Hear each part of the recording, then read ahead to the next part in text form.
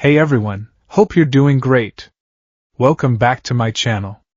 In today's video, we'll dive into what if Deku became a strategist in Code Geass beside Lelouch. Smash that subscribe button, and be sure to peek at the description below. Let's begin.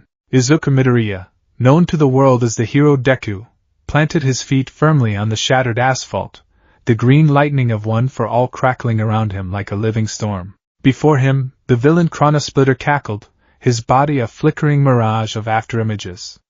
His quirk, Nullspace, wasn't about strength or speed, it was about tearing holes in the very fabric of reality. Small, shimmering portals winked in and out of existence around him, spitting out displaced chunks of concrete and twisted lampposts. "It's over!"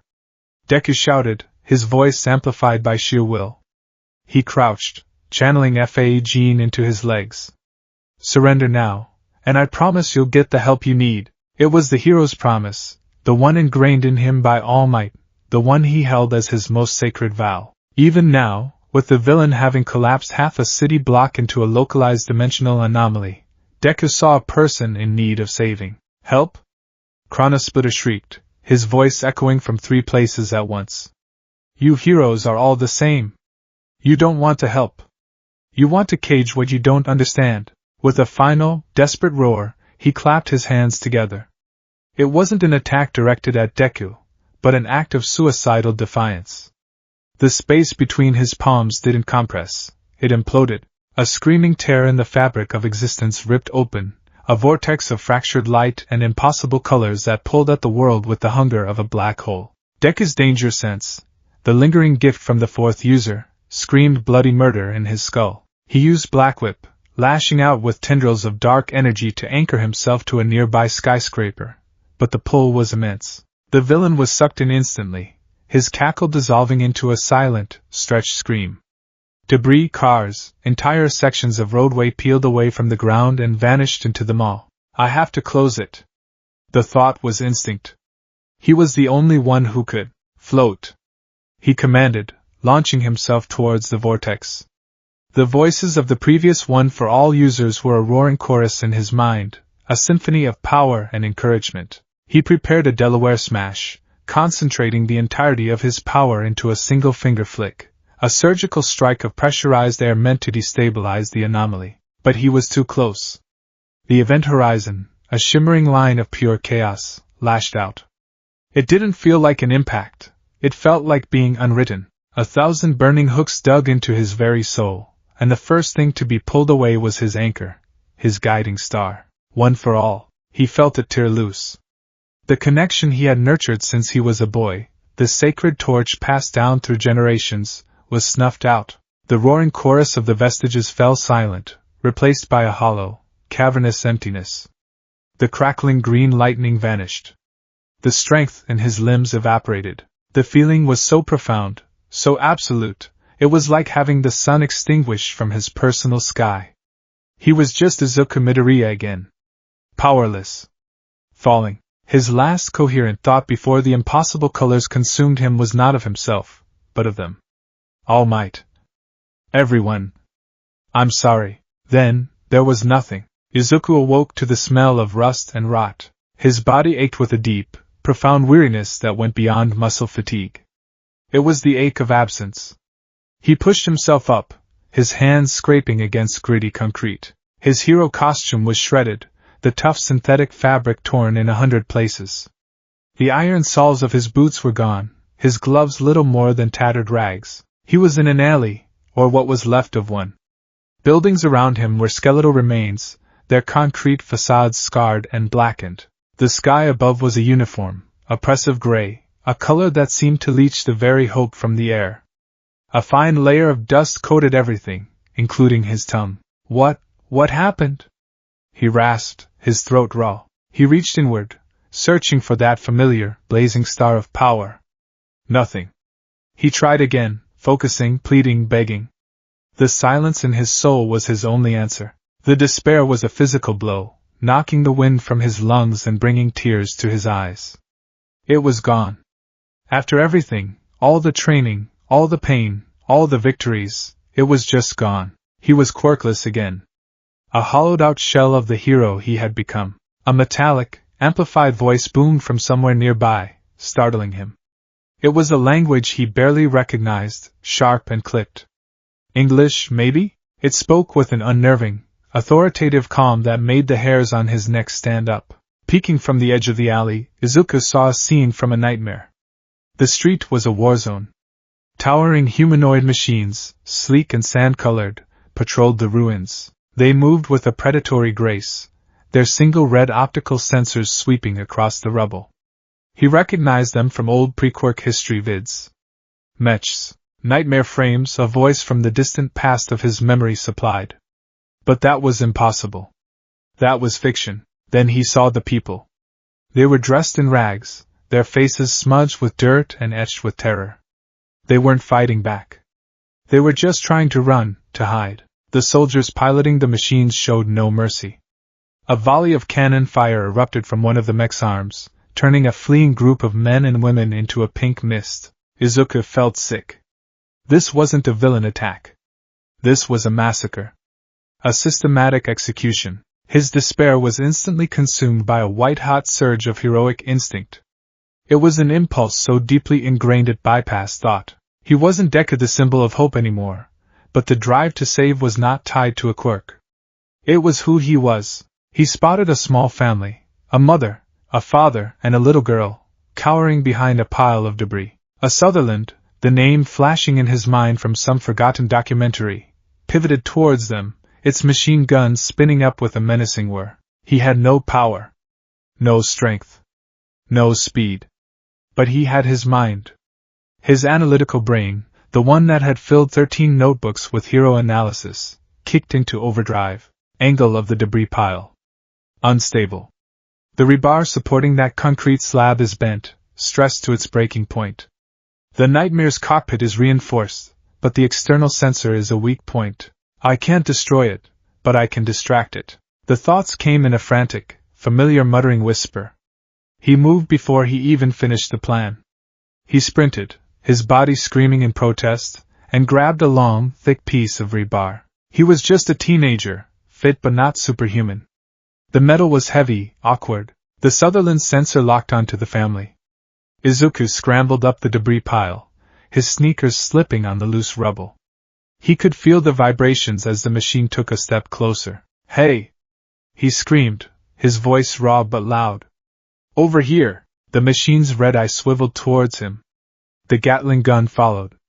For a terrifying second, he was staring down the barrel of his own death. Using the last of his momentum, he heaved the rebar like a javelin. It wasn't a powerful throw, but it was accurate. The pointed metal rod clanged loudly off the side of the Sutherland's cockpit, inches from the sensor. It was nothing. A pebble against a tank. But it was unexpected. The pilot, likely arrogant and bored, was startled. The machine paused its advance. That was the opening.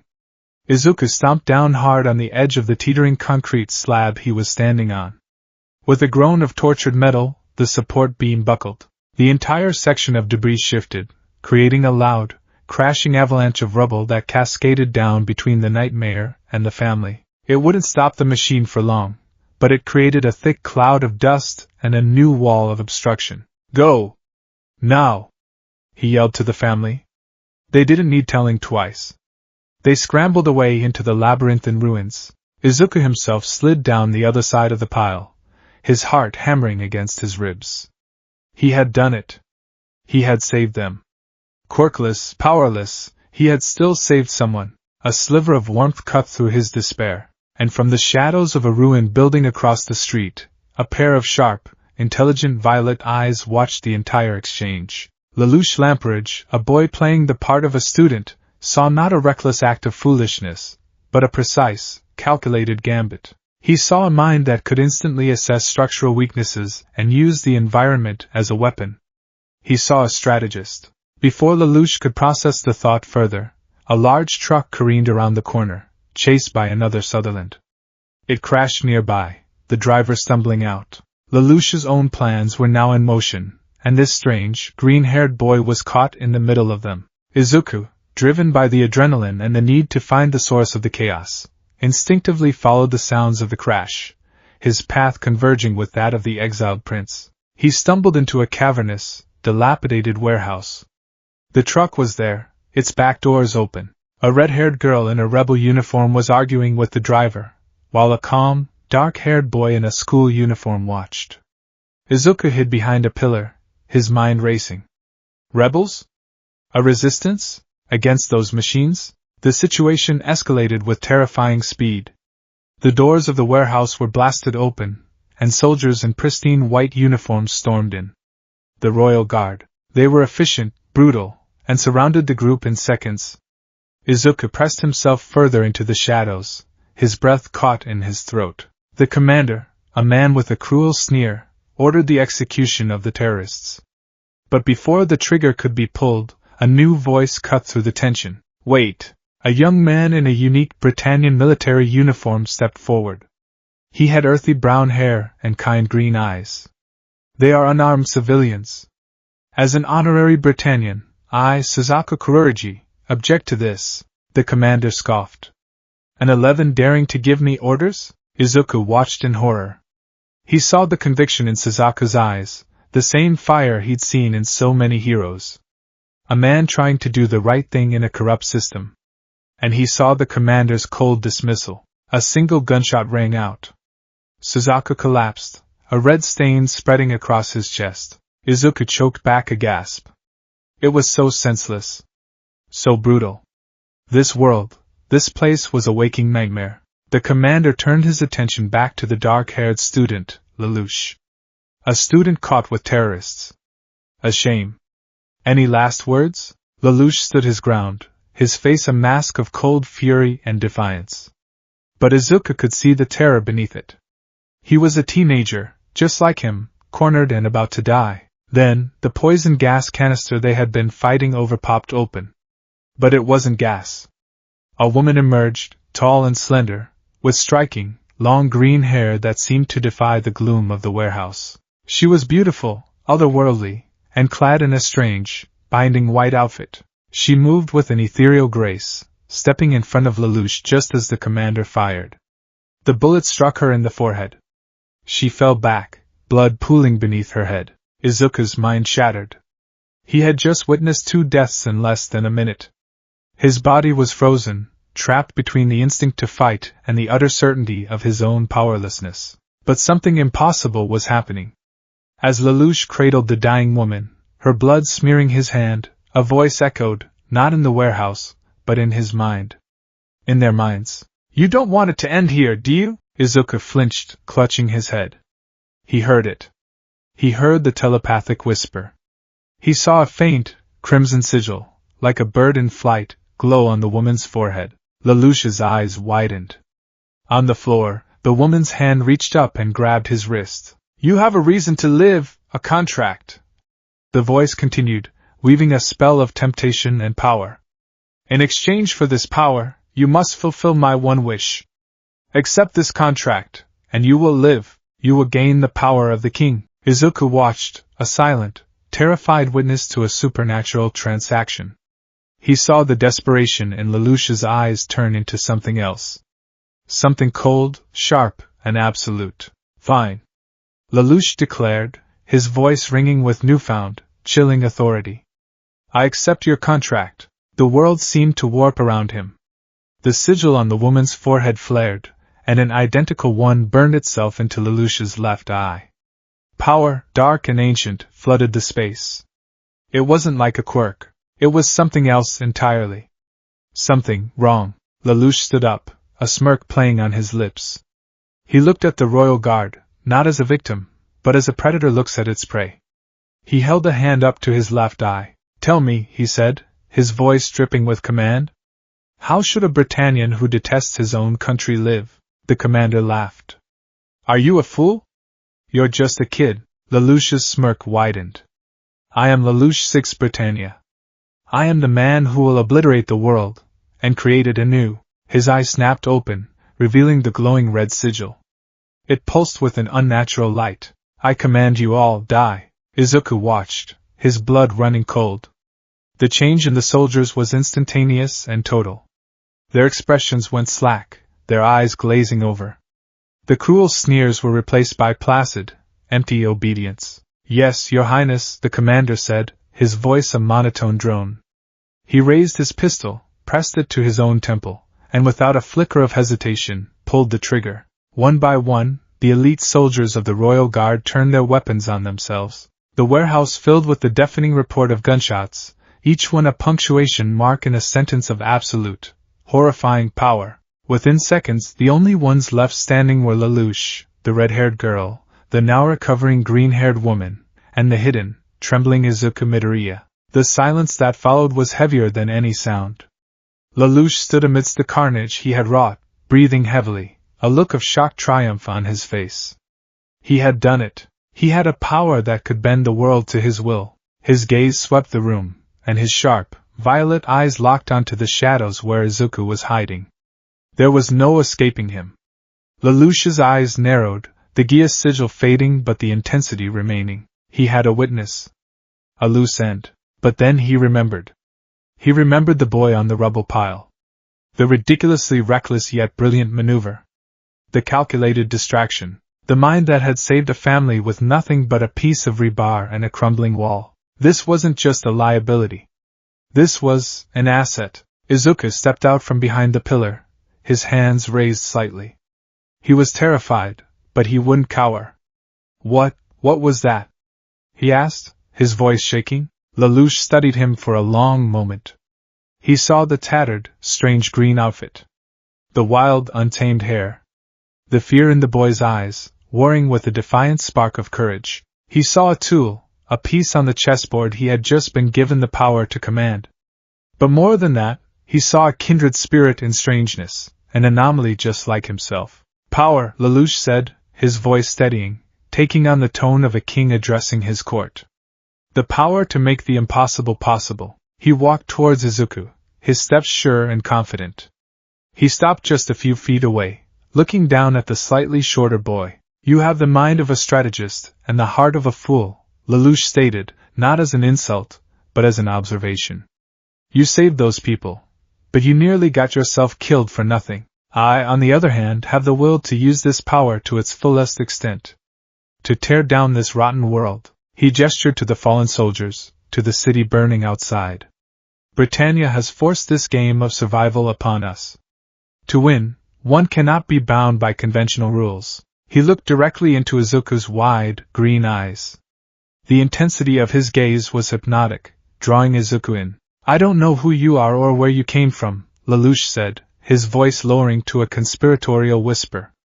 But I saw what you did out there.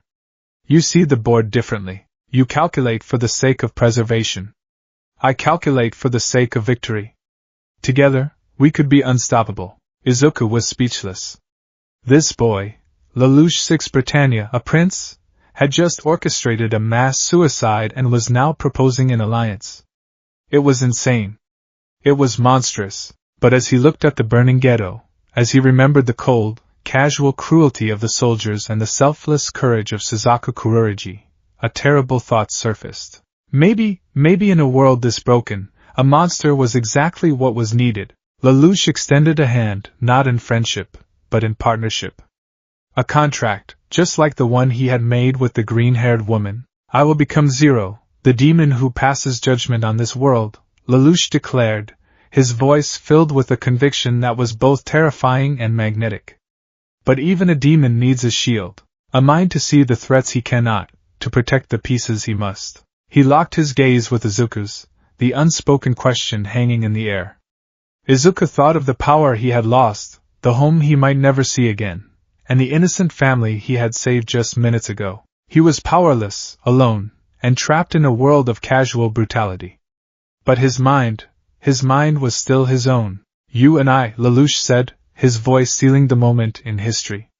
We have a world to change. The silence in the wake of the massacre was a suffocating blanket, punctuated only by the distant, angry sounds of the Shinjuku ghetto tearing itself apart. Izuku stood frozen, the smell of cordite and blood thick in his nostrils. His gaze was fixed on the bodies of the Royal Guard, their once pristine white uniforms now stained crimson.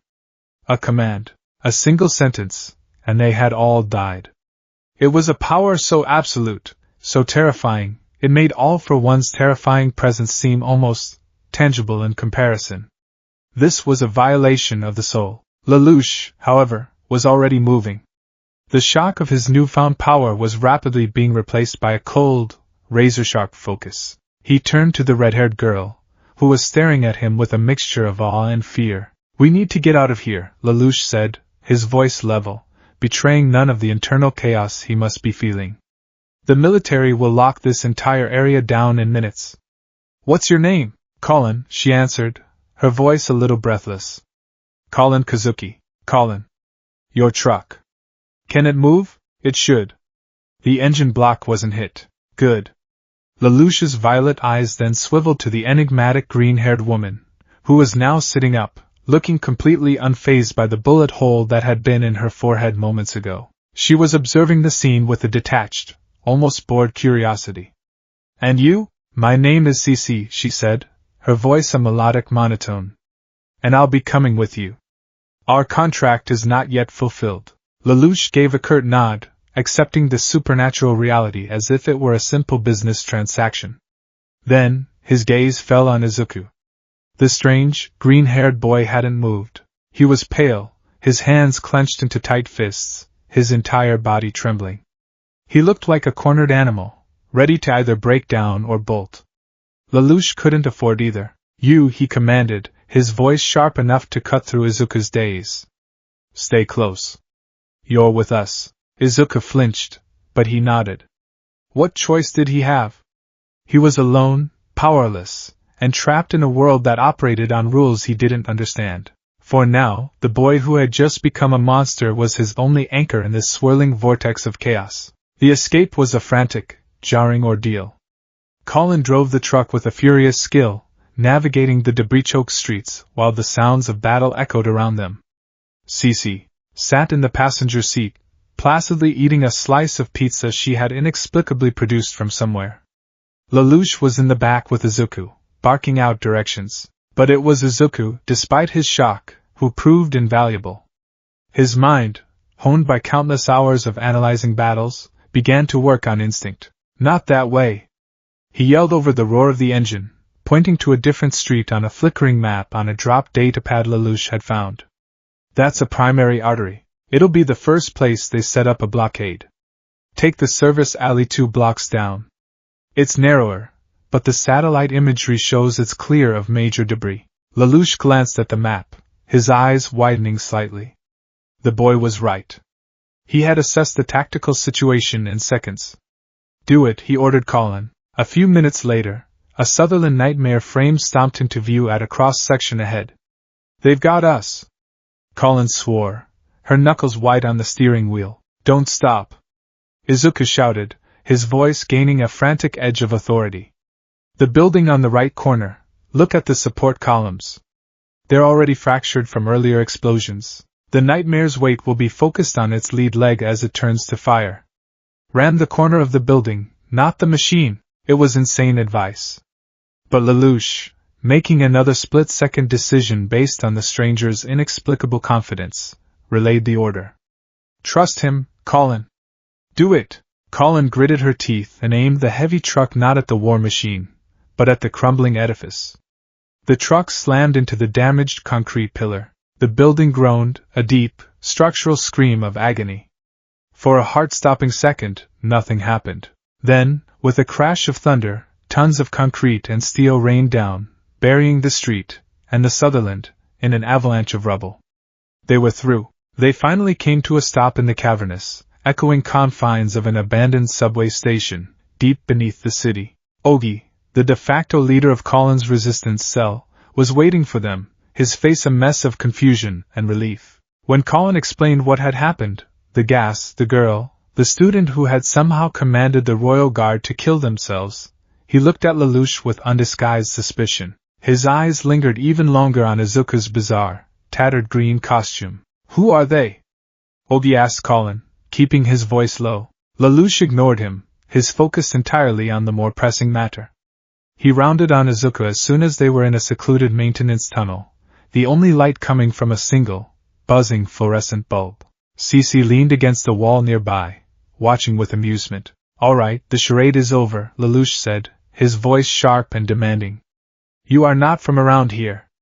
That much is obvious. Your clothes, your speech patterns, your complete ignorance of the political situation combined with a tactical acumen that rivals a trained commander. Who are you? What are you? Izuku swallowed hard. The lie had to be good. It had to be just plausible enough for this insane world. He drew on fragments of sci-fi comics he'd read with his friends back home. My name is Izuku Midoriya, he began, his voice steadier than he felt.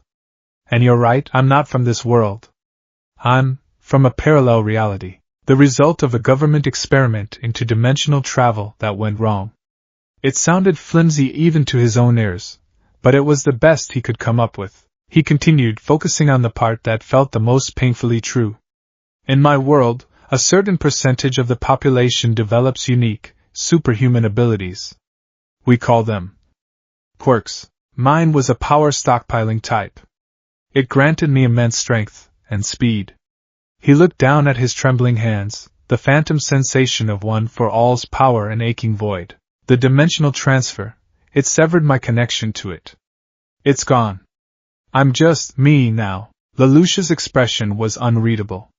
He was processing the information, his brilliant mind sifting through the possibilities. A parallel world? Superhuman abilities? It sounded like something out of a fantasy novel. But then again, he had just made a contract with an immortal witch and gained the power to control minds. His standards for reality had become considerably more flexible in the last hour. And your core belief? Lelouch pressed, recalling Izuku's desperate attempts to save the civilians.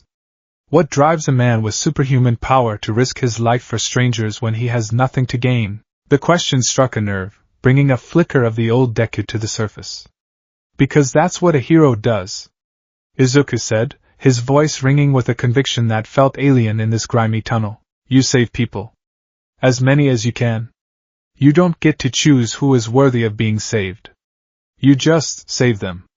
That's the entire point. A bitter, cynical smile touched Lelouch's lips. A noble sentiment. And a foolish one. In this world, that idealism will get you killed. Look at what happened to Suzaku Kuroji. He tried to do the right thing, and a Britannian bullet was his reward. The name sent a fresh pang of guilt through Izuku. He had watched that boy die. A boy who seemed to believe in justice. And what is your reason? Izuku shot back, finding a surge of courage. You murdered all those soldiers. You have this terrible power. Why? What do you hope to gain by all this? For the first time, Lelouch's cold facade cracked. A flicker of raw, unfiltered pain crossed his features. His thoughts went to the gentle girl waiting for him in the quiet cloisters of Ashford Academy, Nunnally. Blinded, crippled, and abandoned by the empire that should have protected her. I have my own reasons, Lelouch said, his voice dropping to a near whisper, filled with a venomous resolve. I am going to obliterate Britannia. I am going to crush the world that the Emperor, my father, has built. I will grind it to dust, and from the ashes, I will build a gentler world. A world where a precious, irreplaceable person can live without fear and be happy. He didn't say her name, but the depth of his emotion was staggering. Izuku saw it then. Beneath the arrogance, the cruelty, and the chilling intellect, there was a core of love. A desperate, powerful love that Lelouch was willing to stain the entire world with blood to protect. It was twisted, it was horrifying, but on a fundamental level, Izuku understood it. It was the same protective instinct he felt for his own mother, for All Might, for his classmates. Lelouch had simply weaponized it on a global scale. Your methods? Izuku started, shaking his head. Forcing those men to kill themselves, that's not justice.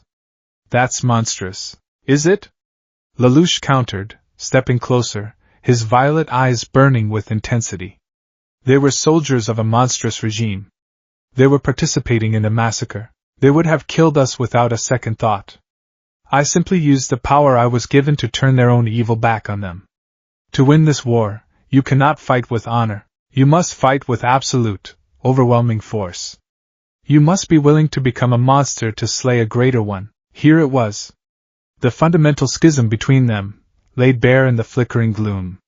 Lelouch, the pragmatist, willing to sacrifice any peace, including his own soul, to checkmate the king. And Izuku, the idealist, who believed every piece on the board was a life worth saving. I won't become a murderer, Izuku said, his voice firm. I am not asking you to, Lelouch replied smoothly, seeing his opening. I will be the one to pull the trigger. I will be the one to bear the sins. I will be the face of the rebellion, a symbol of fear to our enemies and a symbol of miracles to our allies. I will become a persona, a mask for the world to see. They will call me Zero. He savored the name, absolute. The beginning and the end. As Zero, I will be the king who moves the pieces, the demon who makes the terrible choices. He paused, letting the weight of his declaration settle. Then he looked directly at Izuku. But a king cannot see the entire board at once. A demon consumed by his goal often misses the dagger at his back. I need another mind.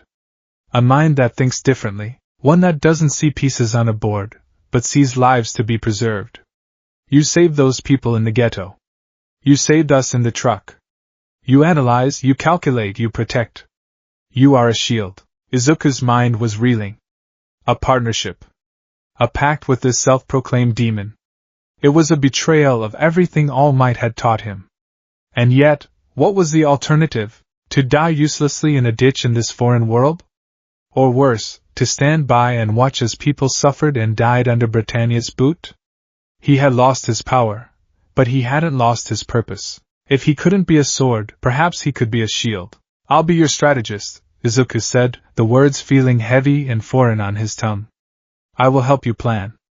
I'll create tactics that minimize casualties, on all sides, where possible. I'll find a way to win without sacrificing our humanity. I will be your shield, Zero. But a shield is also meant to protect its wielder from himself. If you go too far, I will be the one to stop you. A genuine, rare smile touched Lelouch's lips. It was a perfect arrangement. He would have his strategist, and that strategist's idealism would serve as a useful check, preventing him from making purely emotional, vengeful mistakes. Then it's settled, Lelouch said. I am Zero, the king. And you will be Geass. The legendary shield of the gods. The unbreachable defense. A fitting title for the mind that will protect our rebellion. The names hung in the air between them. Zero and Geass. A demon and his guardian. A new legend, forged in blood and desperation, was about to be born. Their first joint operation came less than 12 hours later. Lelouch, having used his charisma and the story of the miracle in Shinjuku to secure the tentative loyalty of Ogi's group, declared their target.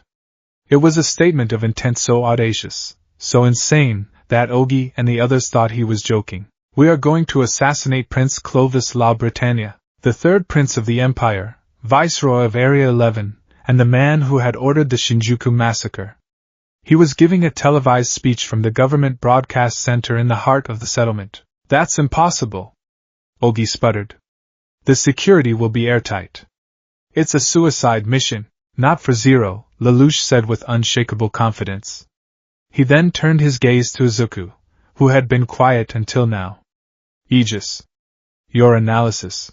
Izuku was already hunched over a stolen laptop, his fingers flying across the keys as he pulled up architectural blueprints, security protocols, and public traffic data. His familiar muttering started, a low, rapid-fire stream of analytical thought. Security is concentrated on the ground floor, and the main broadcast studio on the top floor. Predictable. They're expecting a frontal assault, a terrorist bombing. They're not expecting a surgical strike. The weak point isn't the walls, it's the personnel schedule. Guard rotations change every 2 hours, but the senior command staff overseeing the broadcast tech are on a 4-hour shift. There's a window during the primary rotation where junior officers are in charge of sensor monitoring for exactly 12 minutes. That's our infiltration window. He pulled up a different schematic. Ventilation system is a no-go, too many laser grids. But the maintenance elevator shaft, its security panel is on the building's secondary power grid. According to city records, that grid experiences a 1.3 second power fluctuation every 15 minutes for system recalibration. If we time it perfectly, we can bypass the electronic lock during the reboot. He kept going, his mind a whirlwind of data. He plotted multiple escape routes, each with their own probability of success. He analyzed a model of nightmare frames guarding the perimeter, noting the limited upward firing angle of their standard assault rifles. He calculated the exact timing needed to use a commercial vehicle to block the path of the primary QRF patrol, delaying them by a crucial 90 seconds. Lelouch watched, utterly captivated. It was like watching a grandmaster play 100 games of chess at once. He provided the grand, impossible goal: kill Clovis. Izuku Geass was building the intricate, flawless bridge of logic and tactics to get them there. He wasn't just planning an attack, he was composing a symphony of chaos, where every note, every variable, was accounted for. "I will handle Clovis himself," Lelouch said, his hand subconsciously going to his left eye. "Geass, your job is to get me to him and get us out alive. Colin, you will be our distraction and extraction." The plan was set. Izuku felt a cold knot of dread in his stomach. This was real. He was planning an assassination. He was helping someone become a killer.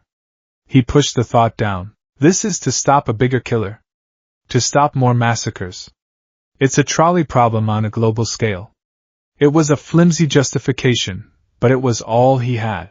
Later that night, as he tried and failed to get some rest on a makeshift cot, the exhaustion and moral weight of the day came crashing down on him. His head throbbed. He was so used to the comforting presence of the one for all vestiges, a silent counsel in the back of his mind. Now, there was only a hollow echo. But as he drifted into a fitful, stress-induced sleep, something stirred in that emptiness. It wasn't the blazing power he once knew, but faint, spectral whispers, like voices through a wall of static. A warm, gentle feminine voice, full of sorrow. "A symbol must bear the weight of hope, little one. It must shine brightly to guide others.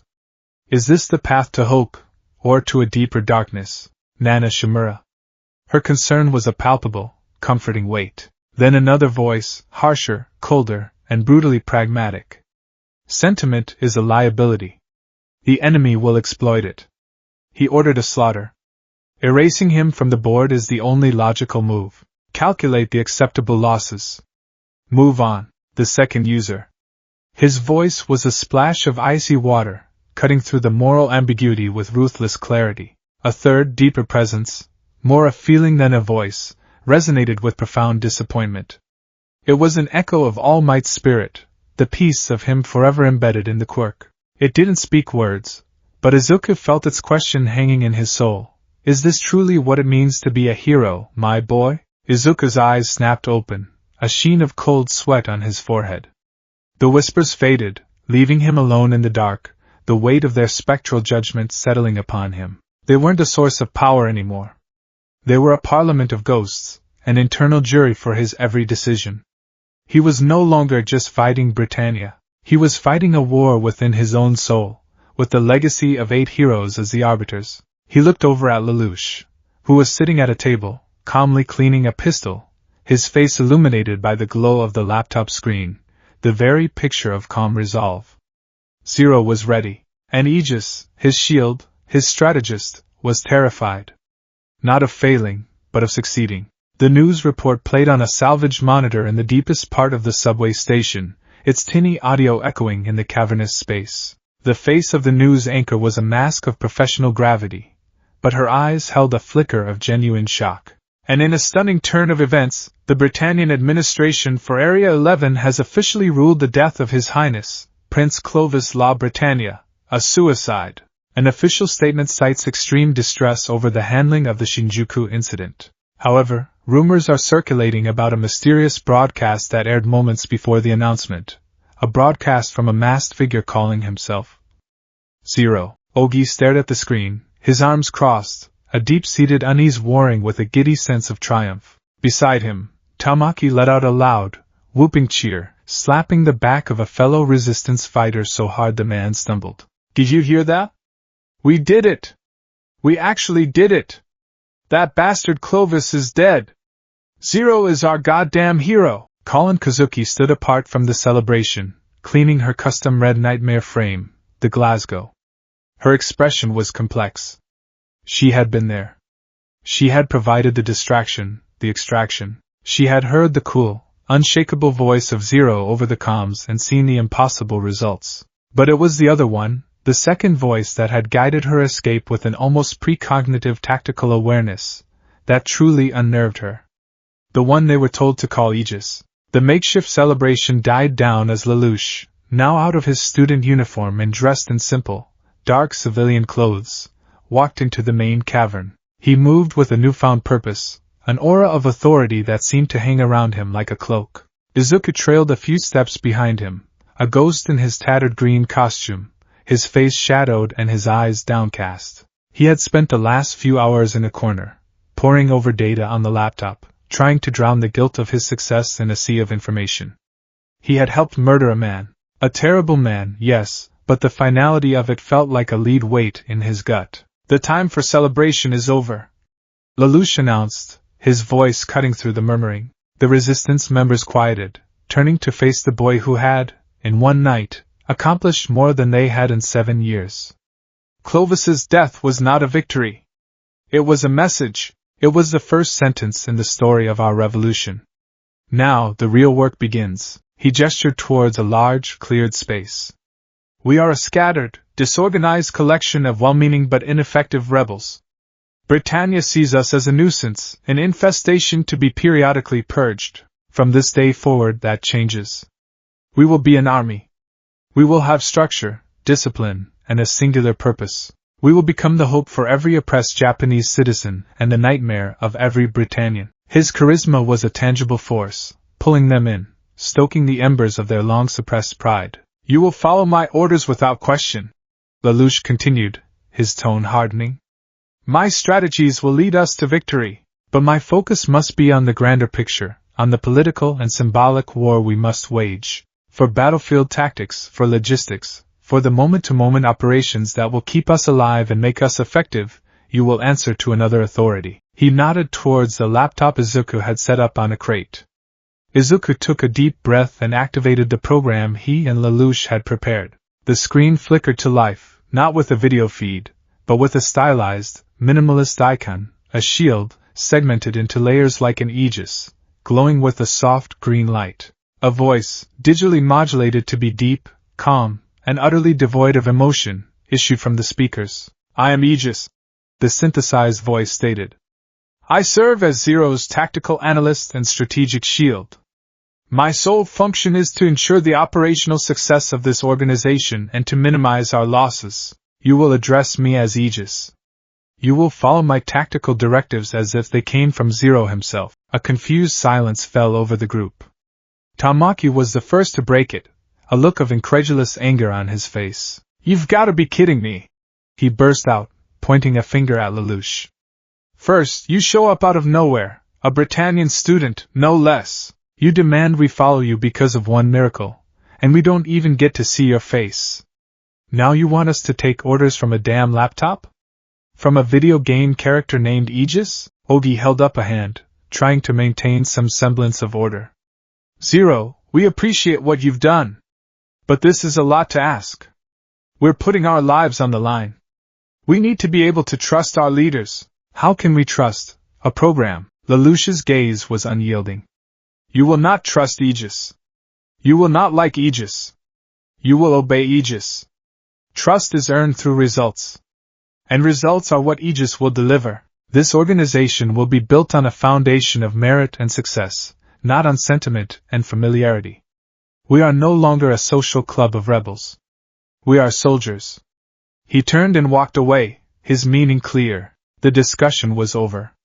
He left a stunned group of rebels staring at a glowing shield icon on a laptop screen, the source of their future commands. Izuku, hidden in the shadows of an adjacent tunnel, let out a shaky breath he didn't realize he'd been holding.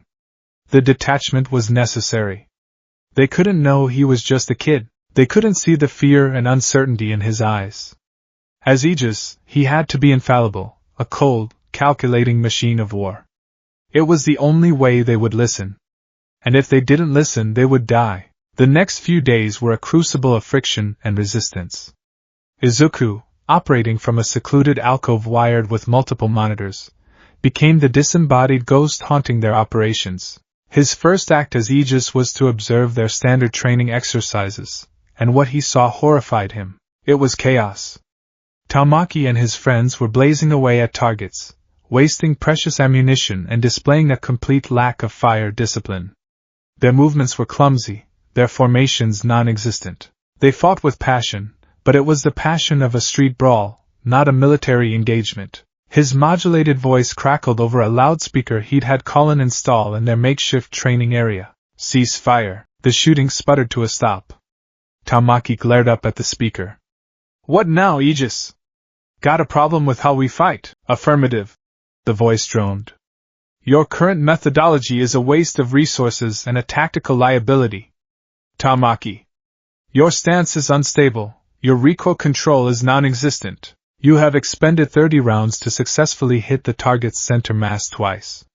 That is a 6.67% accuracy rate. In a live combat scenario, you would be dead." Tamaki's face turned a shade of purple.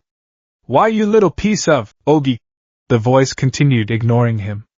"Your squad formations are based on personal relationships, not tactical synergy. You place your best marksman, Inoue, on the flank, where her line of sight is most often obstructed.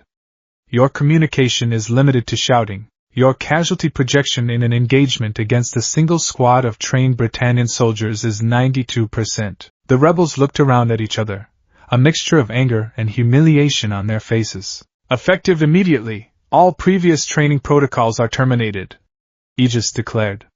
"You will be instituted on a new regimen. Drills will focus on ammunition conservation, fire and maneuver tactics, nonverbal communication signals, and target prioritization. We will begin with basic breathing exercises to control adrenaline response and improve marksmanship under duress." The groans were audible. "Breathing exercises?" someone muttered.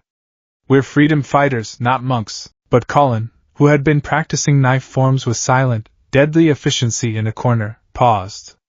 She had been trained. She understood the fundamentals, and everything the disembodied voice was saying was brutally, undeniably correct. For the first time, a flicker of respect entered her eyes as she looked towards the speaker. Maybe there was a method to Zero's madness after all. The training was grueling and ego-bruising. Geass was a relentless, unforgiving instructor. He ran them through drills until they were ready to drop, his synthesized voice a constant presence, correcting every mistake, pointing out every inefficiency. He forced them to field strip and reassemble their weapons blindfolded.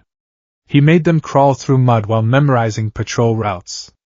He was forging them into soldiers, and they hated every second of it. But beneath the resentment, a grudging realization began to dawn. They were getting better.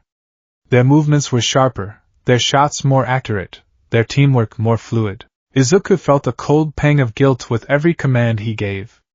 He was using knowledge imparted to him by heroes, the discipline of Aizawa, the tactical awareness of Night Eye, the sheer combat experience of All Might, and twisting it. He wasn't training them to save people. He was training them to be more efficient killers. It's to protect them, he told himself, staring at the live camera feed of their training. A better soldier is a soldier more likely to come home alive. The voice of the second user whispered in the hollows of his mind, a faint, approving echo.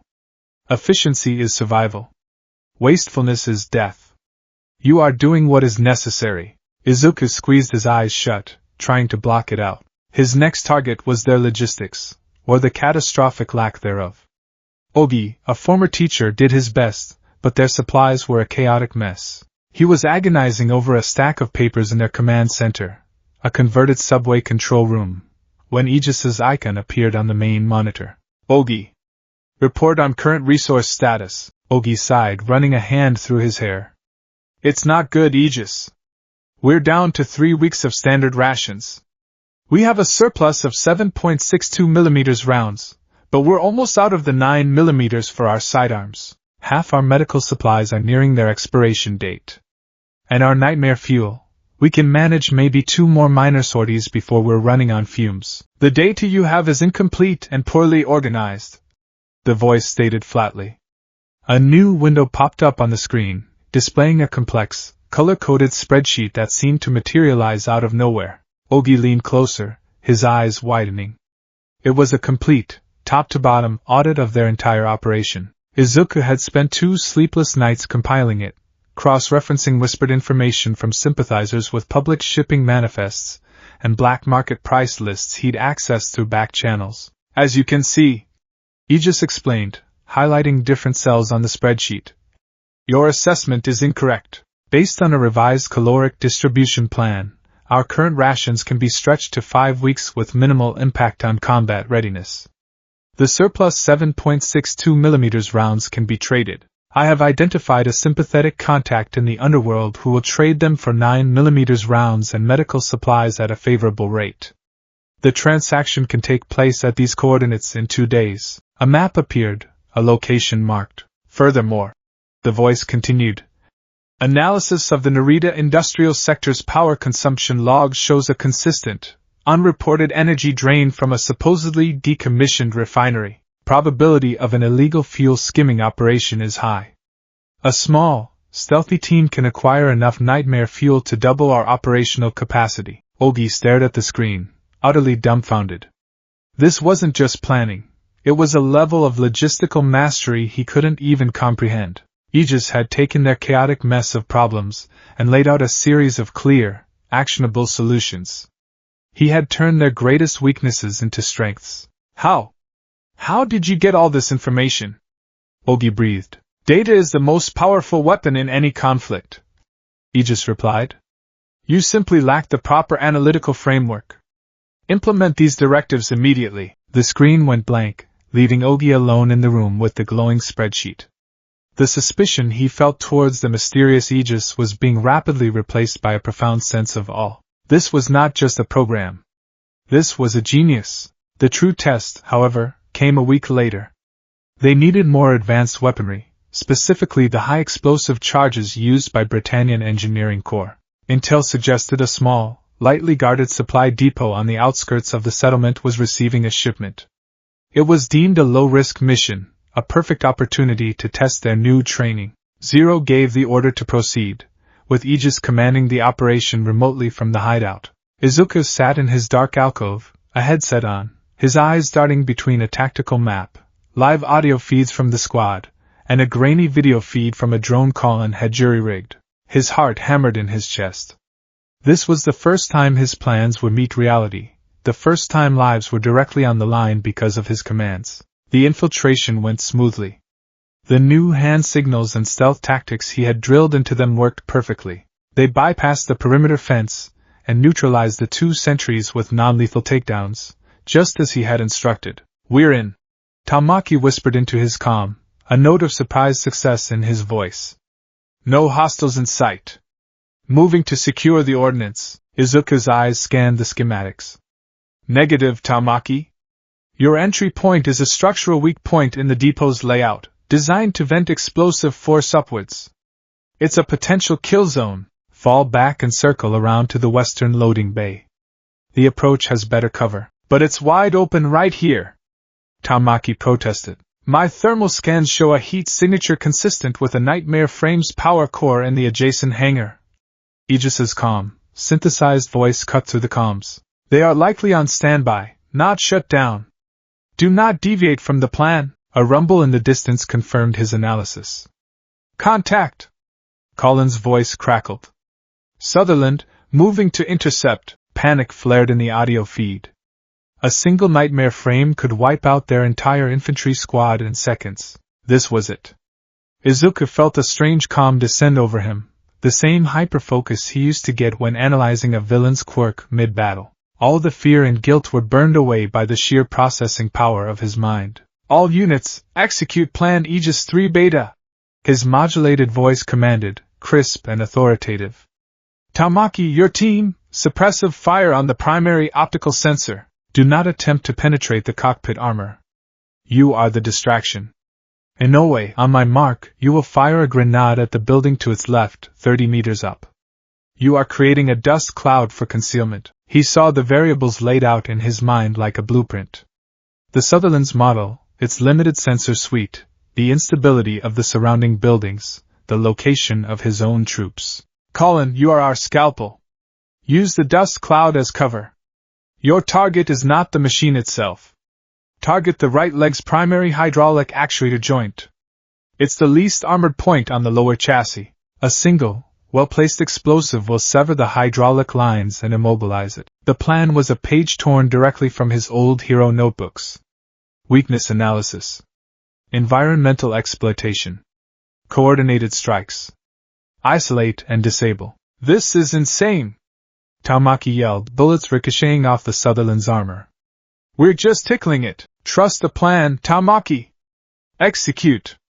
Aegis commanded. For a moment, nobody moved. They were about to break. Then, Colin's voice cut through. You heard him! Do it! Inoue fired her grenade launcher. The wall exploded, showering the area in dust and debris. The Sutherland sensor, blinded, swiveled wildly. Under the cover of the chaos, Colin sprinted, a blur of motion. She slid under the machine's legs, planted a magnetic charge directly onto the joint Aegis had specified, and rolled away. Clear! She yelled. The charge detonated with a sharp crack. It wasn't a massive explosion, but a precise, surgical one. Hydraulic fluid sprayed from the joint, and the Sutherland's right leg buckled. The 10-meter-tall war machine listed, its leg giving out, and crashed to one knee with a horrid screech of protesting metal. It was crippled. Immobilized. Hostile neutralized. Aegis stated calmly over the comms as the Britannian pilot, panicked and disoriented, ejected from the cockpit and was quickly subdued. Proceed with the mission. You have 5 minutes before reinforcements arrive. The rest of the raid was executed with trembling, adrenaline-fueled precision. They secured the explosives and exfiltrated just as the first sirens began to wail in the distance. Back in the subway, the mood was electric. They hadn't just won. They had defeated a nightmare frame with nothing but infantry tactics and a plan that had seemed like madness. They looked at the laptop screen, where the simple green shield icon glowed, with a newfound sense of reverence. Tamaki, covered in dust and grinning from ear to ear, was the first to speak. All right, you win, he said, addressing the screen. I don't know who or what the hell you are, Mr. Aegis, but that was brilliant. Ogi walked up to the laptop and gave a small, formal bow. Thank you, Aegis. You saved our lives tonight. From his dark alcove, Izuku watched them on his monitor. He switched off his microphone and the voice modulator, slumping back in his chair. His hands were shaking, and a cold sweat drenched his back. He could hear their cheers and relieved laughter through the tunnel. He had saved them. His plans, his analysis, it had worked. He felt a surge of pride, a familiar warmth that came from protecting people, but it was immediately soured by the crushing weight of his new reality. The pride was for his tactical success, for the cold, hard logic that had won the day. He had treated his allies like chess pieces, calculating acceptable risks, and moving them into harm's way with cold detachment. He had to. It was the only way to be Aegis. The shield on his screen glowed. He had been forged into something new in this world. Not a hero who saved everyone with a smile, but a black shield, hidden in the shadows, whose purpose was to protect through calculation and strategy. He was becoming ruthlessly effective. He was helping them win. And as he listened to the celebration of the soldiers he had created, Izuku Midoriya had never felt more alone, or more afraid of the person he was becoming. The victories, small as they were, had a profound effect on the morale of the nascent Black Knights. The successful raid on the supply depot, the crippling of a Sutherland with infantry. These were stories that spread like wildfire through the Japanese ghettos. Whispers of Zero, the masked messiah, and his unseen strategist, Aegis, began to foster a fragile, dangerous thing, hope. The ranks of their organization swelled, attracting not just hardened resistance fighters from other defunct cells, but desperate youths and disillusioned citizens who were finally willing to believe that fighting back was possible. Lelouch, in his persona as Zero, capitalized on this momentum with masterful precision. He appeared via hijacked broadcasts, his caped silhouette and masked visage becoming an instant symbol of rebellion. His speeches were works of art, weaving together threads of righteous anger, promises of liberation, and a theatrical flair that captured the imagination of a people starved for a champion. He was the fire, the voice, the spirit of the revolution, and behind the scenes, Izuku was the engine. As Aegis, he was a whirlwind of relentless, silent efficiency. He vetted new recruits, designing aptitude tests that measured not just combat skill but psychological stability and loyalty. He organized their growing arsenal, managed their expanding network of safe houses, and planned a dozen different low-risk, high-reward guerrilla operations. He was the foundation of logistics and strategy upon which Zero's Grand Theater was built. The partnership was working with a terrifying synergy. Lelouch would point to a mountain and declare, "We will move that mountain." Izuku would then spend the next 72 hours calculating the precise amount of explosives, manpower, and geological knowledge required to do so with minimal casualties. Their hideout in the subway tunnels had transformed from a grimy rebel camp into a bustling, efficient command center. Izuku's alcove was now a dedicated intelligence hub, a nest of wires and monitors he had nicknamed the Labyrinth. He rarely left it, subsisting on nutrient paste and the frantic energy of a mind constantly at war. The other Black Knights, as they now called themselves, had come to accept the strange dichotomy of their leadership. Zero was their god, a figure of awe and inspiration. Geass was their shepherd, an infallible, unseen guardian whose synthesized voice on the comms was a promise of survival. They didn't question it anymore. The results spoke for themselves. This string of successes, however, had not gone unnoticed by the Holy Britannian Empire. The assassination of a viceroy, even one as flamboyant and militarily inept as Clovis, was an unforgivable insult. The emergence of a coordinated, effective terrorist organization calling itself the Black Knights was a direct threat to imperial rule in Area 11. Emperor Charles Z. Britannia was not a man who tolerated such affronts. The response, when it came, was not just a military reinforcement. It was a statement. It was the deployment of a living weapon, a general whose name was spoken with a mixture of fear and reverence throughout the empire, Princess Cornelia Lee Britannia, the Witch of Britannia. The news of her arrival sent a shockwave through their command center. Even the most hardened veterans who had joined their ranks grew pale. Colin, who was calibrating the newly upgraded Gurin Mk2, paused her work, her knuckles white. "Cornelia," she whispered, the name tasting like ash in her mouth. "They sent her?" From his labyrinth, Izuku was already absorbing every scrap of data he could find. He pulled up military records, battle analyses, and news archives. The portrait they painted was terrifying. Cornelia was the polar opposite of her brother Clovis.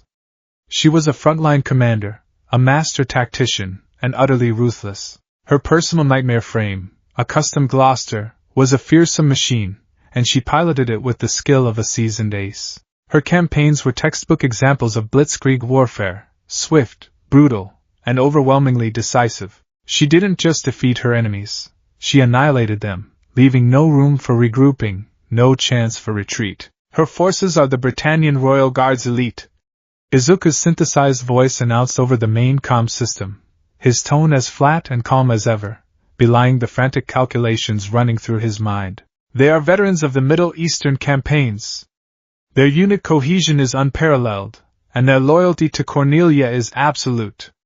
They are not the complacent garrison troops we have been fighting." Lelouch, standing before a large tactical map of the Tokyo settlement, absorbed the information with a grim expression. He knew his half-sister well. He knew her pride, her skill, and her utter devotion to the Britannian ideal of social Darwinism. This was a different class of opponent entirely. "She will want to make a statement," Lelouch mused, his fingers steepled before his masked face. "She will want to draw us out and crush us in a public, humiliating display of force. She will use bait." The bait came sooner than they expected. Cornelia, in her first public address as the new viceroy, declared her intention to purge the vermin infesting the Saitama Ghetto. It was a direct challenge. The Saitama Ghetto was a known hotbed of resistance activity, and home to a large contingent of the Japan Liberation Front, a more traditional, but far less effective, rebel group. They were not allied with the Black Knights, but they were Japanese fighting for their freedom. To stand by and do nothing while Cornelia slaughtered them would shatter the image of Zero as the protector of the Japanese people. "It's a trap," Geass's voice stated in the ensuing strategy meeting. The core members, Lelouch, Izuku, via speaker, Colin, Ogi, and Toto, a legendary Japanese general they had recently liberated, were gathered around the tactical table. Cornelia knows we will be forced to respond. She will have the high ground, she will control the lines of engagement, and she will have her elite forces waiting for us. A direct confrontation is tactical suicide. So we do nothing? Tamaki demanded, his voice hot with indignation. We let them all die. What kind of protectors are we then? Geass is correct, Lelouch said, his voice silencing the argument. It is a trap. But a trap that is expected is a trap that can be exploited. He pointed to a location on the map. We will not engage her head-on. We will use our superior knowledge of the ghetto's terrain to launch a series of lightning-fast hit-and-run attacks. We will bleed her forces, disrupt her command structure, and then melt away before she can bring her full strength to bear. We will turn her grand statement into a quagmire of frustration. It was a bold plan, a classic guerrilla strategy. But Izuku felt a knot of cold dread in his stomach. He was running simulations, thousands of them, in his mind and on his computers. And in every single one, a critical variable kept throwing off the calculations: Cornelia herself. Her tactics are too aggressive, too adaptable, he thought, staring at the flow of data on his screen. She doesn't follow predictable command patterns. She leads from the front. It makes her army an extension of her own will. They're faster, more responsive than the data suggests. 0. His modulated voice interrupted. I advise extreme caution. My projections show a high probability of deviation from standard Britannian military doctrine. Cornelia's personal involvement is a wild card that elevates the risk of this operation exponentially. I recommend a reconnaissance in force mission at most. A full engagement is ill-advised. Lelouch, however, was high on their recent successes. His pride, the pride of a prince who had outsmarted his brother, was a powerful force. He saw this as a grand chess match, and he believed he had the superior mind. Your caution is noted, Geass, he said, a hint of dismissal in his tone.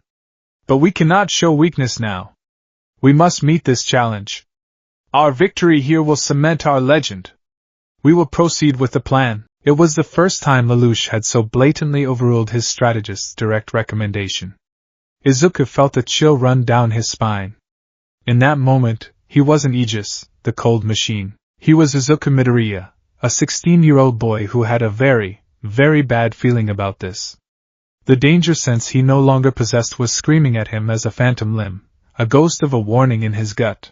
The Battle of the Saitama Ghetto was a disaster. From the moment they entered the ghetto, everything felt wrong. The streets were too quiet, the expected civilian panic absent. It was an eerie, unsettling silence. Geass, report. Zero's voice commanded over the private comm channel connecting him and Izuku. Anything on the scanners? Negative. Izuku replied, his own voice tight, even through the modulator. And that's the problem. There's no electronic chatter. No stray signals. They're observing complete calm silence. It's perfect discipline. Too perfect. Lelouch's plan began to unfold. Colin, in her Durin, led the first strike team, erupting from a side street to ambush a small patrol of Sutherlands. They took down 2 of the enemy nightmares with swift, brutal efficiency.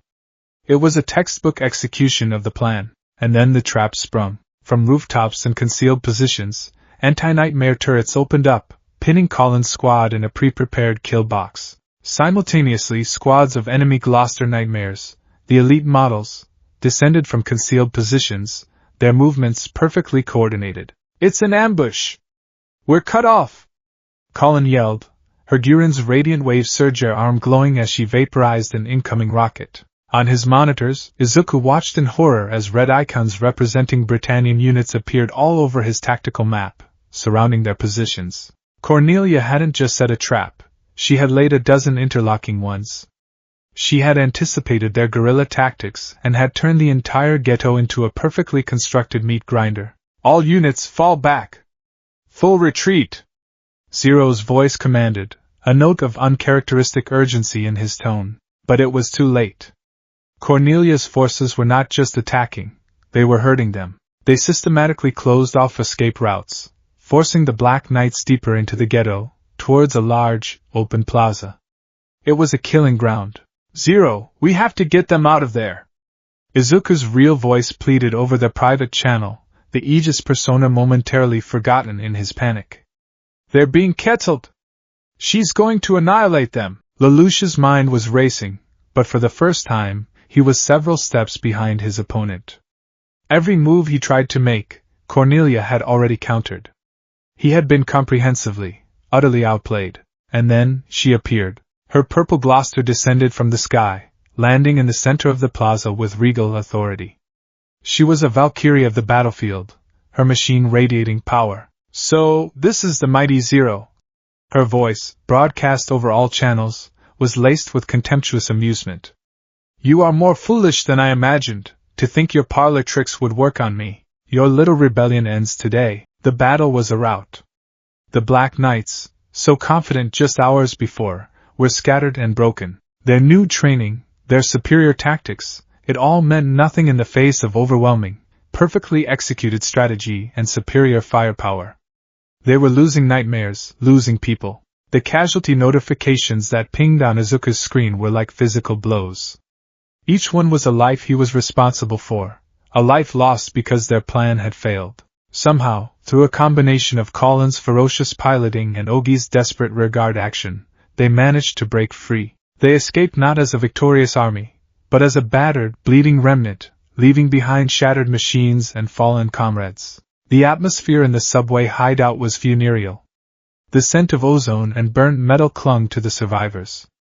Medics rushed to treat the wounded. The silence was heavy, broken only by the quiet sobs of those who had lost friends. Lelouch stood before the tactical map, his fists clenched so tightly his knuckles were white. The mask of Zero was gone. This was Lelouch Lamperidge, the arrogant prince, staring at the evidence of his own humiliating defeat. His pride was in tatters, his infallible image shattered in his own mind. He had been so sure, so certain of his own genius. Cornelia had not just beaten him, she had spanked him like a child. Izuku finally emerged from the labyrinth. His face was ashen, his green eyes dark with exhaustion and grief. He walked over to the command table, his movements stiff. He looked at the casualty reports, at the long list of names. Men and women he had trained, whose movements he had memorized, were now just statistics. We lost 12 members, he said, his voice quiet, stripped of its digital filter. It sounded young, fragile. 4 nightmares destroyed, 7 more heavily damaged. We've lost nearly a third of our effective fighting force in a single engagement. Lelouch didn't turn around. I underestimated her. The words were clipped, bitten off.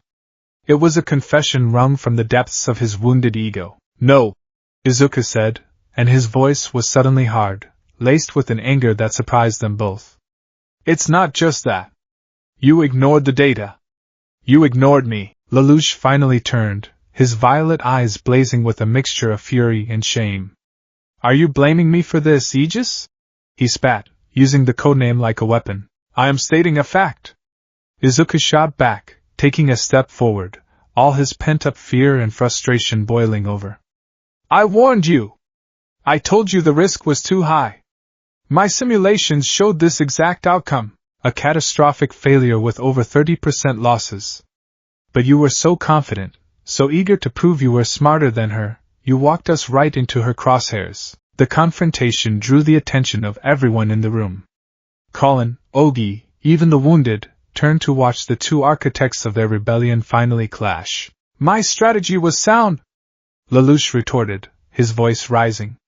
Guerrilla tactics should have worked. Tactics are useless if the underlying strategy is flawed.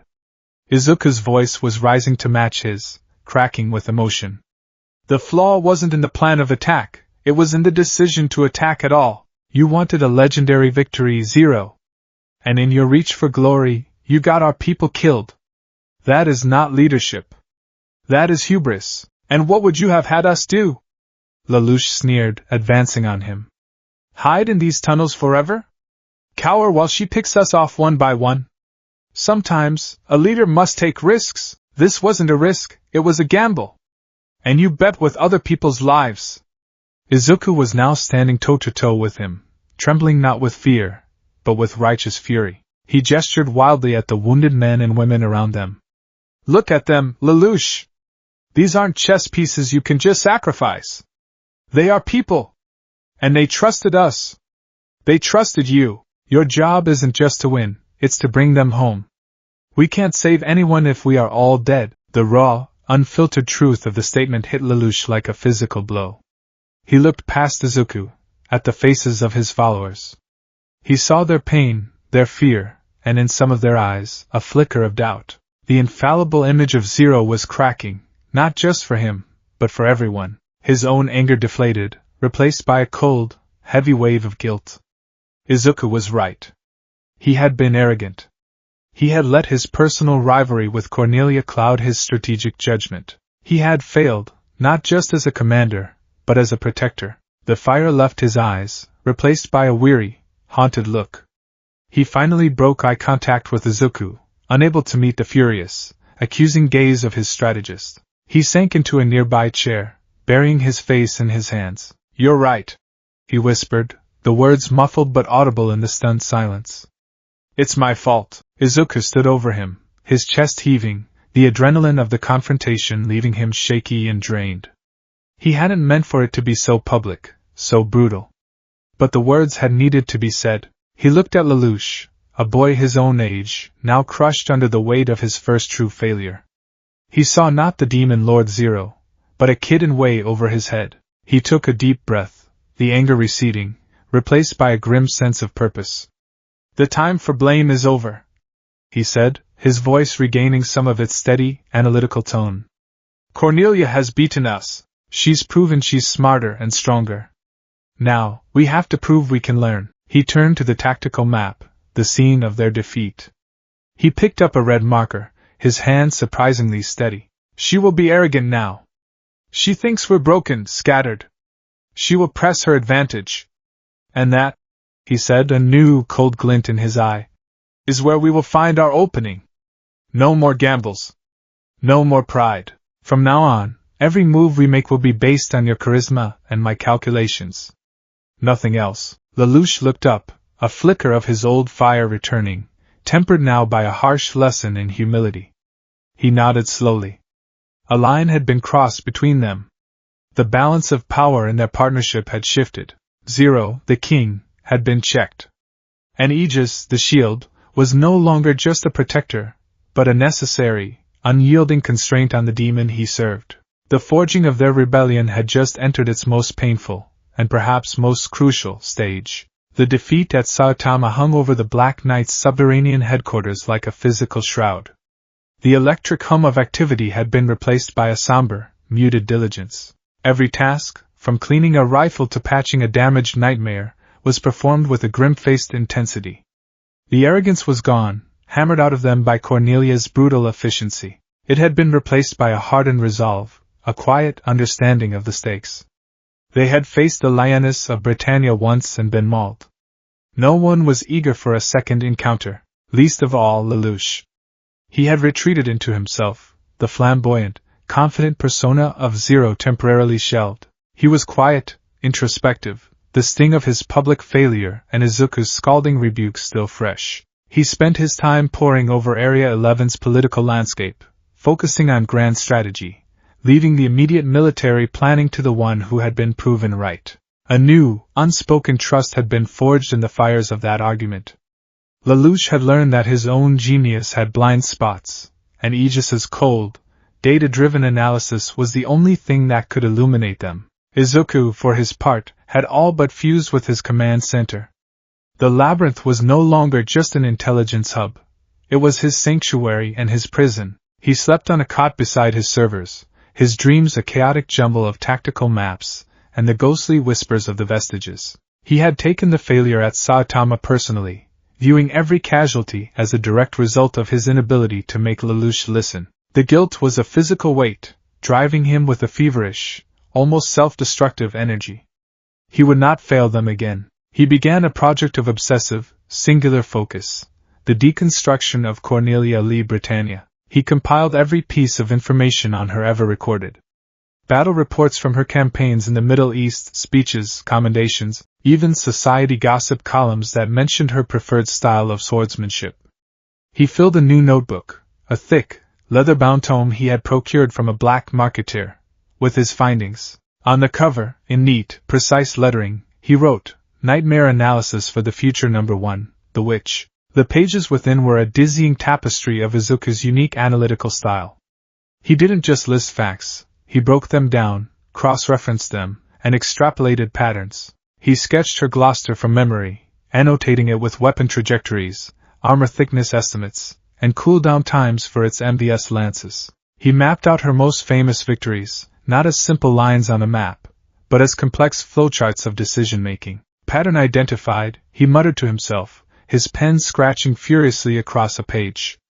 In over 80% of her successful campaigns, she employs a tactic of aggressive decapitation. She identifies the enemy command structure and personally leads a vanguard charge to eliminate it, relying on the superior skill of her royal guard to shatter the enemy's morale and cohesion in the ensuing chaos.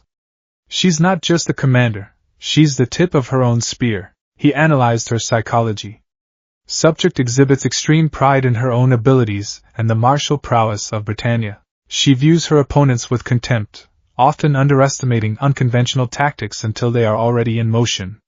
However, once a threat is identified, she adapts with incredible speed. Her weakness is not a lack of intelligence, but an initial overabundance of confidence. Arrogance. Day after day he worked.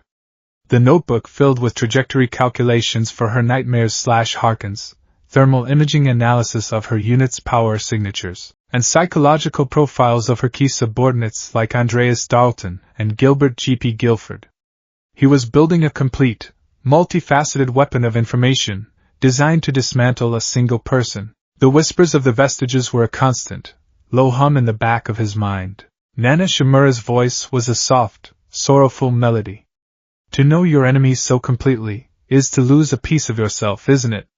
Be careful this focus doesn't hollow you out, little hero. The second user's was a sharp, approving staccato. Good. This is what is required.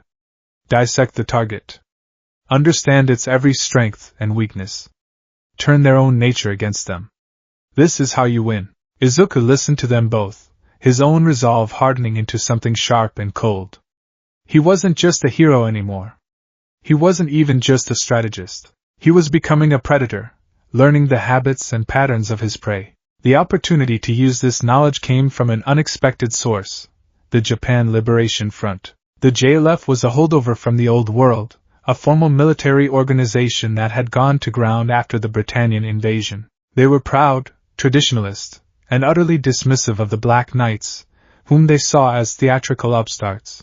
Their leader, General Geass, was holed up in a major base hidden within the mountainous region of Narita, a place rich in the high-energy mineral securite. Cornelia, eager to stamp out all resistance, made her move. The Britannian army began to encircle the Narita Mountains, preparing for a full-scale assault to wipe out the JLF for good. General Geass sent out a desperate, public plea for any and all Japanese resistance cells to join them in a united front against the witch. In the Black Knight's command center, the debate was fierce. It's Saitama all over again, Tamaki argued. Another trap. We'd be fools to walk into it. The JLF are fools, but they are still Japanese, Todo countered, his expression grim. We cannot abandon them to be slaughtered. It would be a stain on our honor. Lelouch stood before the map, his gaze distant. He recognized the strategic dilemma. To ignore the plea was to lose credibility. To answer it was to face Cornelia on her terms once more. He turned to the speaker that connected them to the labyrinth. Aegis. Your assessment. There was a long pause. The entire room held its breath. Then, the synthesized voice, as calm and steady as ever, filled the room. It is a trap, Aegis confirmed. But it is also an opportunity. An opportunity that, if properly exploited, could allow us to achieve a decisive victory against Cornelia and establish the Black Knights as the undisputed leaders of the Japanese resistance. A murmur of surprise went through the room. After the caution and scathing anger following Saitama, this sudden, calculated confidence from their strategist was unexpected. Explain, Aegis, Lelouch commanded, a flicker of excitement in his voice. The main monitor flickered to life, displaying a detailed topographical map of the Narita mountain range. Green lines and tactical markers began to appear as Izuku's voice laid out the plan, a plan born from days of obsessive analysis. Cornelia's strategy is predictable because it is consistently effective. She will use her main force to push General Kate's army up the mountain, towards their stronghold. Her objective is to corner and annihilate them. She will expect us, if we choose to intervene, to launch a flanking maneuver or a disruptive strike on her rear guard. She will be prepared for this. The map shifted, highlighting a deep, central valley that led directly to the JLF base. She will personally lead her royal guard through this central valley. It is the most direct route, the spear tip she favors. She will see it as a symbol of her dominance, marching unopposed through the heart of enemy territory. Her arrogance is the key. A new set of markers appeared on the map, highlighting specific geological formations on the mountainsides overlooking the valley. The JLF base is located on a massive deposit of securite. The entire mountain is geologically unstable, riddled with fault lines. General Kate's men, in their preparations, have no doubt fortified their base with explosives. Standard procedure.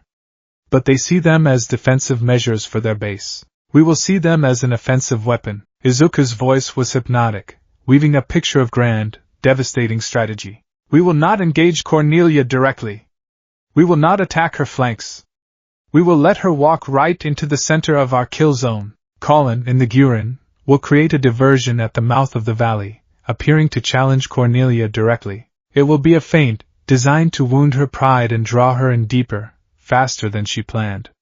Once her main force is fully committed within the valley, he highlighted the explosive charges on the map. We detonate them. Not at the base, but along the fault lines.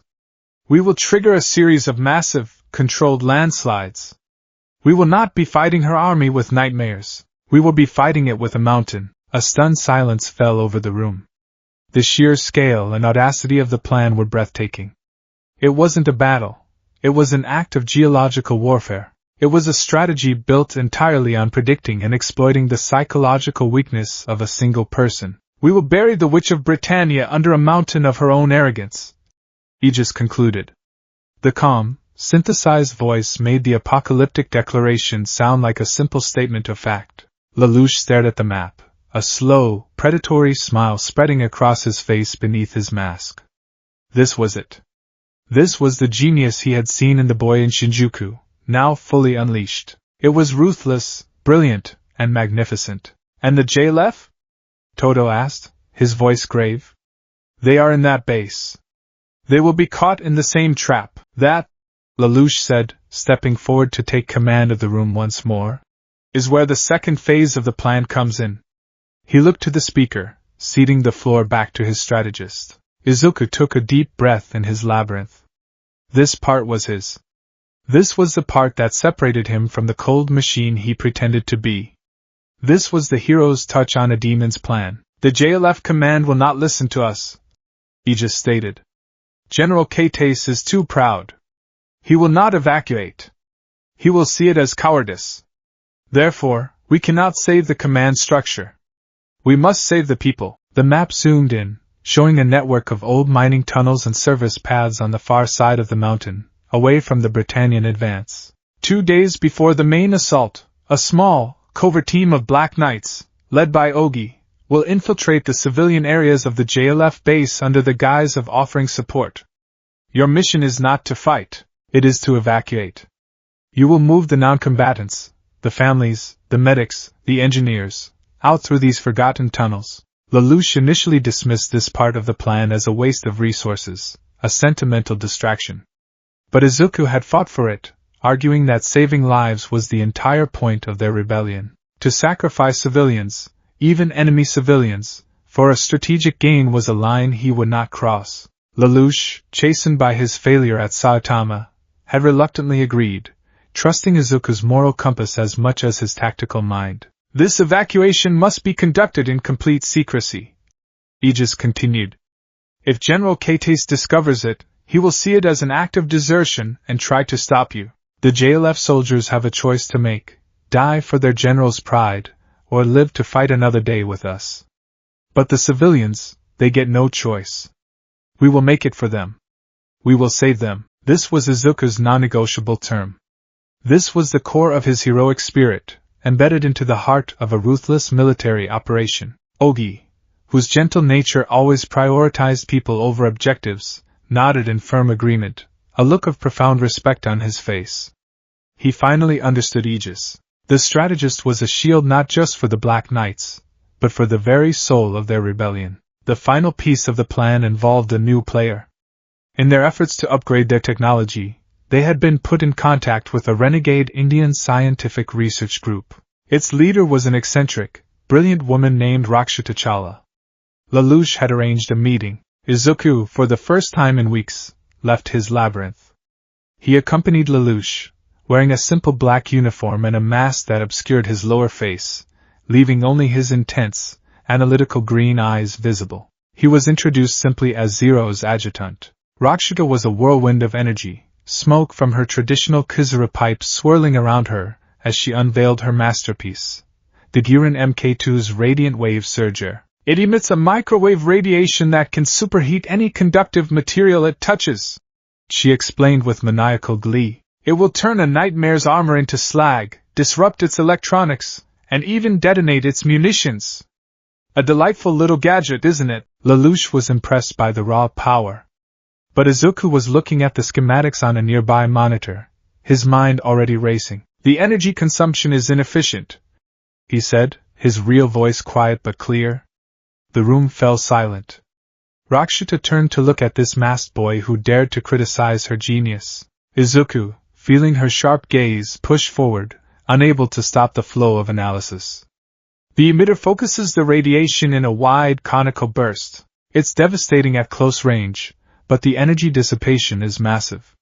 You're wasting over 60% of the power core's output on unfocused thermal bleed. He stepped up to the monitor and, with a few keystrokes, brought up a simulation program. If you were to modify the emitter array with a series of focusing lenses, perhaps crystalline securidite composites, you could narrow the beam. You'd lose the wide area of effect, but you could project it over a much greater distance. You could use it as a surgical tool, not just a cudgel. Furthermore, by pulsing the energy instead of a continuous stream, you could drastically reduce the strain on the power core, allowing for more sustained use in a prolonged engagement. He looked up from the monitor. Rakshata was staring at him, her pipe held forgotten in her hand. Her usual mocking smirk was gone, replaced by a look of intense, fascinated appraisal. She looked from Izuku to Lelouch and back again, a slow, genuine smile spreading across her face. Well now, she purred, taking a long drag from her Kizuru. You have some interesting toys, Zero. Very interesting indeed. She looked at Izuku with newfound respect. A focusing lens, yes, that could work. I'll need more securidite, and a high-density power conduit, but it could work. The plan was now complete. It was a multi-layered, complex machine, with interlocking parts of psychology, geology, humanitarianism, and technology. It was Izuku Midoriya's masterpiece, a symphony of destruction and salvation. It was designed to be the perfect trap for a perfect predator. As they prepared to move out, Lelouch found Izuku in the labyrinth, staring at the finished notebook on Cornelia. Are you ready, Geass? Lelouch asked, his voice quiet. Izuku didn't look up from the book. The plan is sound. The probability of success, assuming all variables are controlled, is 89%. That's not what I asked, Lelouch said softly. This plan, we will be sending thousands of Britannian soldiers to their deaths. The JLF soldiers who don't evacuate will die. There will be a great deal of blood on our hands. Izuku finally closed the notebook. He looked at his own hands, half expecting to see them stained red already. He thought of the whispers of the vestiges, of Nana's sorrow and the second's cold pragmatism. He was walking a razor's edge between them. At Saitama, Izuku said, his voice low and steady, we lost because we were trying to fight a battle. This time, we are fighting a war.